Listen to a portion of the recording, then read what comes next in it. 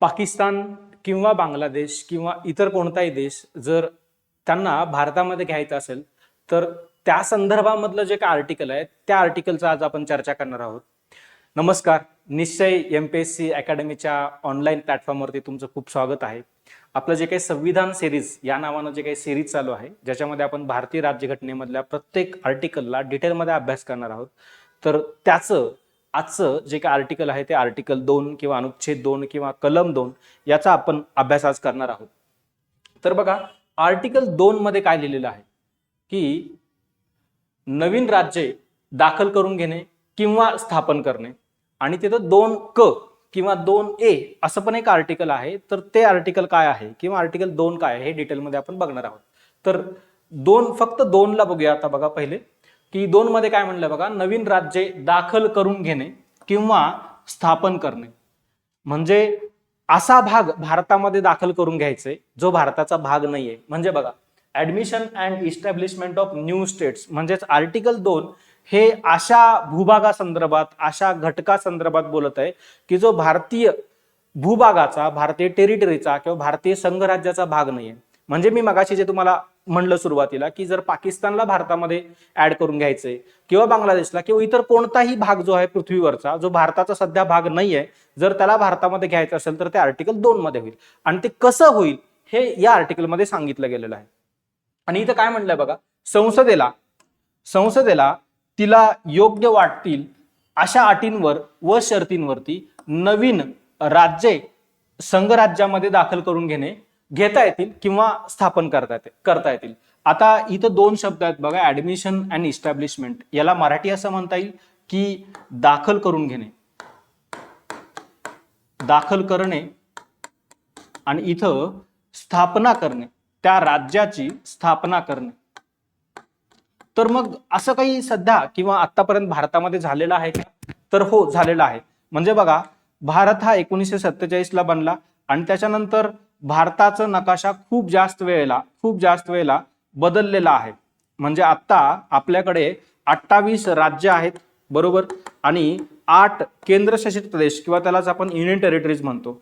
1947 ला जेव्हा भारत बनला तेव्हा हा भारत असा नव्हता. म्हणजे जर एक्झाम्पलच घ्यायचं झालं तर गोवा आहे किंवा दादरा नगर हवेली दीव दमण आहे किंवा पुदुच्चेरी आहे किंवा सिक्कीम आहे. हे जे काही भाग आहेत हे भाग भारताचे भाग नव्हते. यांना नंतर आपण भारतामध्ये सामील करून घेतलेला आहे. पण इंटरेस्टिंगली ना, आर्टिकल 2 हे फक्त सिक्कीम बद्दल आहे किंवा ह्या इतर जे काही आपण भाग भारतामध्ये ऍड करून घेतलं त्याच्या संदर्भामध्ये आर्टिकल 2 नव्हतं. हे नेमकं काय आहे हेच आपण बघणार आहोत. म्हणजे बघा, इथं काय म्हणलंय, admission and establishment of new states. म्हणजे एक एक्झाम्पल घेऊ. समजा नेपाळ हे देश आहे. नेपाळ या देशाला जर भारतामध्ये घ्यायचं असेल म्हणजेच तुम्ही त्याला काय करताय, ऍडमिट करताय, बरोबर आहे का? ऍडमिशन देताय म्हणजेच काय, त्याला दाखल करून घेताय. म्हणजे हा एक अस्तित्वात असा देश आहे, अस्तित्वात असा राज्य आहे, त्याला आपण काय करतोय, ऍडमिट करतोय भारतामध्ये. तर ते होणार आहे आर्टिकल 2 नुसार. लक्षात आलं असेल. आणि आता समजा जो इस्टॅब्लिश म्हणजे काय किंवा स्थापना करणं म्हणजे काय, की असा भूभाग आहे पृथ्वीवरचा जिथं समजा लोक नाहीत किंवा तो देश नाही आहे समजा, ओके, किंवा त्याला एक रिकॉग्नाइज असं स्ट्रक्चर नाही आहे समजा, जर त्याला भारतामध्ये घ्यायचं असेल आणि त्याला आपण आता काय करतो, दाखल करतोय, ओके, तर ते स्थापना या अर्थानं होणार आहे किंवा आपण इस्टॅब्लिश करतोय त्याला आणि त्याला एक दर्जा देतोय, राज्याचा वगैरे दर्जा देतोय, म्हणून त्याला असं म्हणलं की स्थापना करणं. किंवा अजून एक एक्झाम्पल या संदर्भामध्ये बघा, जर नेपाळला पूर्णपणे भारतामध्ये दाखल करून घेतलं आणि समजा आपण 28 राज्य आहेत आणि 29वं राज्य म्हणून डिक्लेअर केलं नेपाळला, तर ते काय होणार आहे, आपण ऍडमिट करून घेणार आहे, बरोबर आहे का? त्याला दाखल करून घेणार आहे, ओके, आणि मग त्याला राज्य म्हणून स्थापन करणार आहे आपण त्याला, म्हणजे 29वं राज्य झालं ते, ओके. आता बघा, नेपाळला आपण 2 तुकडे केले आणि नेपाळचे 2 तुकडे केले आणि हे 29वं राज्य केलं समजा आणि हे 30वं राज्य केलं, ओके. लक्षात येत आहे का? बघा, नेपाळ पहिल्या केसमध्ये काय आपण पूर्णपणे भारतात घेतला, दुसऱ्या केसमध्ये नेपाळला तोडलं, 2 भाग 3 भाग कितीही करा, 2 भाग केले समजा आणि त्याला 29वं राज्य आणि 30वं राज्य असा दर्जा दिला. तर आपण काय केलं, त्याला ऍडमिट पण करून घेतोय आणि त्याची स्थापना पण करतोय.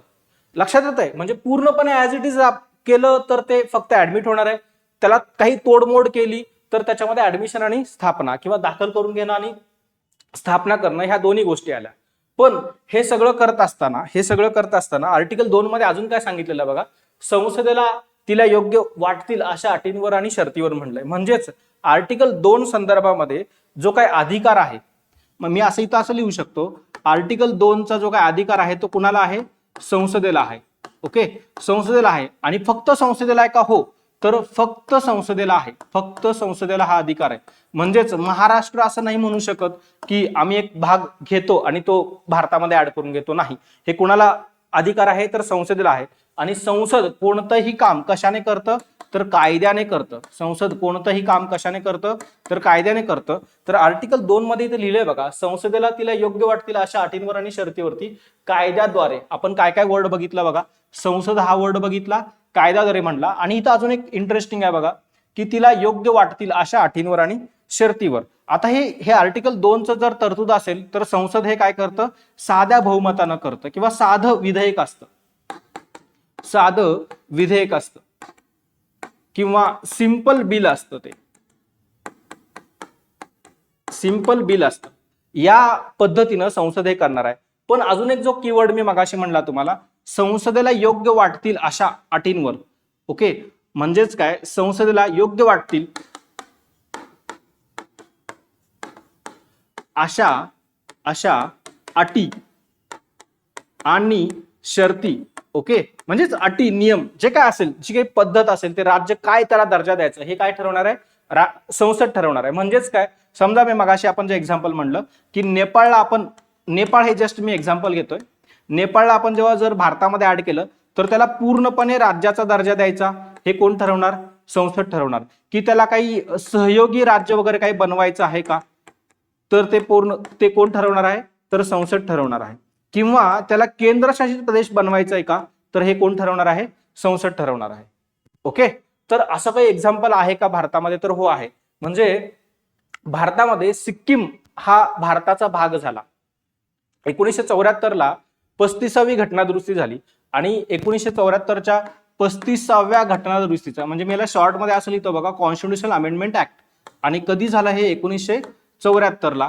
ह्या 1974च्या 35व्या घटनादुरुस्तीनुसार हे आर्टिकल 2A नावाचं, म्हणजे ते 2 क जे लिहिलेलं मी असं लिहितो 2A, हे एक आर्टिकल ऍड केलं त्याच्यामध्ये. आणि असं इथं म्हणलं, सिक्कीम हे संघ राज्याशी संयोगी करणे. म्हणजेच काय, सिक्कीमला भारताचा सहयोगी राज्य बनवला, सहयोगी राज्य बनवलं.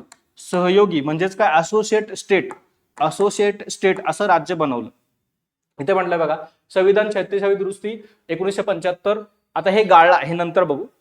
पहिलं मी 35वी घटनादुरुस्ती काय आहे हे तुम्हाला आधी सांगून येतो आणि मग 36वी बघू.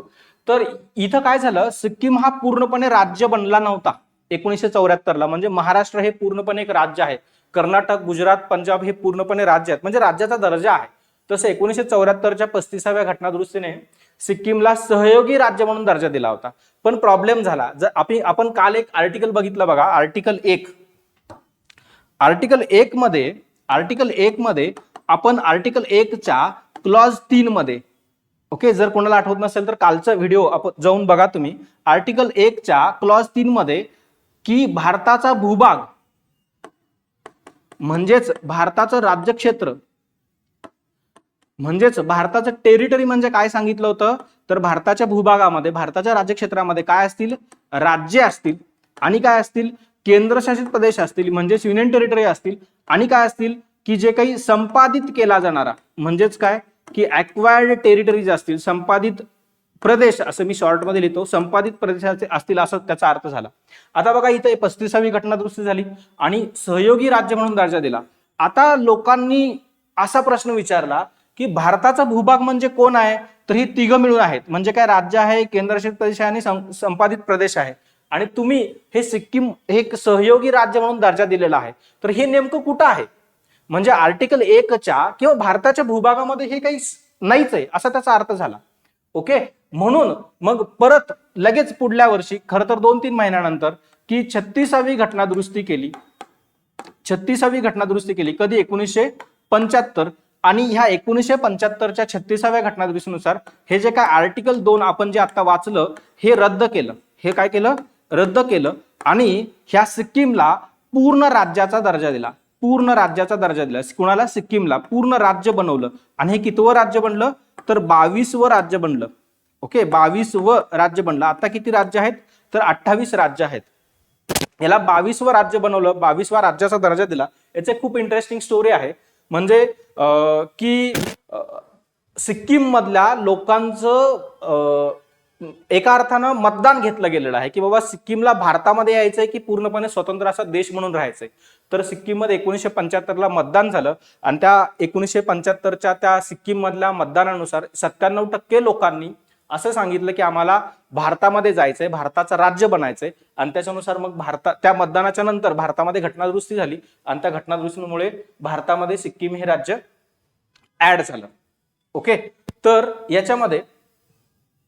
याच्यामध्ये सिक्कीमसाठी एक विशेष आर्टिकल बनवलं गेलेलं आहे. तर आर्टिकल 371F नावाचं एक आर्टिकल आहे. आपण हे डिटेलमध्ये नंतर बघणारच आहे. 371F, या आर्टिकल 371F मध्ये सिक्कीमसाठी काही विशेष तरतूद केलेल्या आहेत, विशेष तरतुदी आहेत या आर्टिकल 371F मध्ये. आपण तिथं नंतर जाऊन त्याला बघू डिटेलमध्ये. हे लक्षात आलं असेल. तर सिक्कीम साठीचे 2 घटनादुरुस्ती आहेत. सिक्कीम कितवं राज्य आहे, आर्टिकल 1 मध्ये नेमकं काय आहे, आर्टिकल 2 मध्ये नेमकं काय. तर मग फक्त सिक्कीम हाच भाग भारतामध्ये ऍड केलेला आहे का? तर नाही. जे आपण मगाशी म्हणलं की भारतामध्ये सिक्कीम ऍड झालेला आहे, जो भारताचा भाग नव्हता. गोवा पण ऍड झालेला आहे, जो भारताचा भाग नव्हता. पोर्तुगीज कॉलनी होती ती.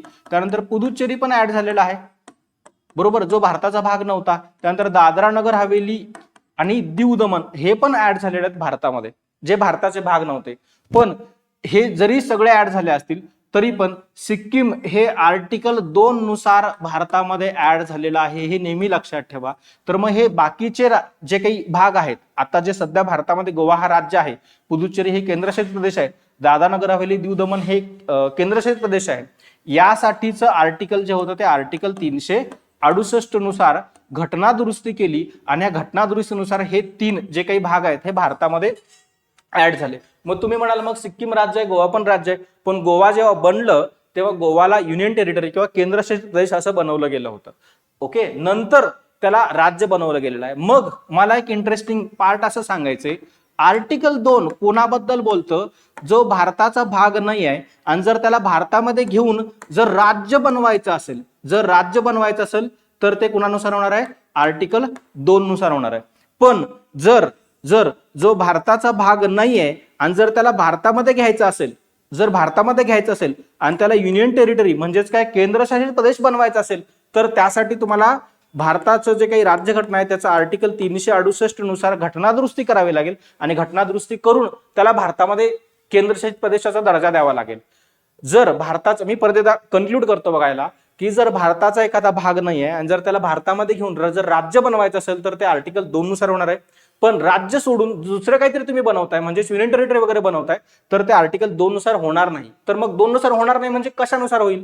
तर त्याला आर्टिकल 368 नुसार घटनादुरुस्ती करावी लागेल आणि त्याला आर्टिकल 1 शी जोडावं लागेल. जोडलं जातं त्या पद्धतीनं आणि तिथं ती घटनादुरुस्ती करून तो भाग भारतामध्ये युनियन टेरिटरी म्हणून ऍड केला जाईल. म्हणजेच परत एकदा की गोवा किंवा दादरा नगर हवेली, दीव दमन आणि जे काही पुदुच्चेरी आहे हे भारतामध्ये आर्टिकल 368 नुसार ऍड झालेले आहेत घटनादुरुस्ती करून. लक्षात आलं? आणि सिक्कीम हे जे काही एक्झाम्पल आहे हे आर्टिकल 2चं एक्झाम्पल आहे. इथपर्यंत लक्षात आलं असेल. तर हे जे काही होतं हे आर्टिकल 2चा संदर्भ होता. धन्यवाद.